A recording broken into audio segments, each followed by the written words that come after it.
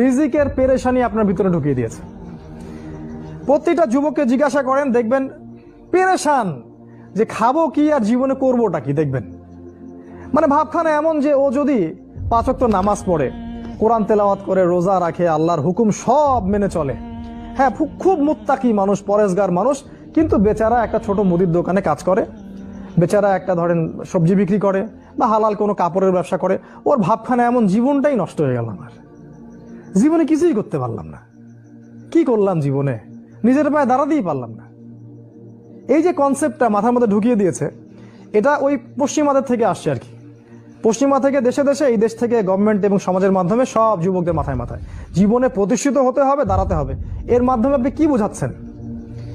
ওই ছেলেটা তো আল্লাহর কাছে অনেক বেশি পছন্দের, যে আল্লাহ পাকের সব হুকুম আহকাম মেনে চলে এবং হালাল খায়, মাশাআল্লাহ। আল্লাহ পাক তাকে সত্যবাদী নবী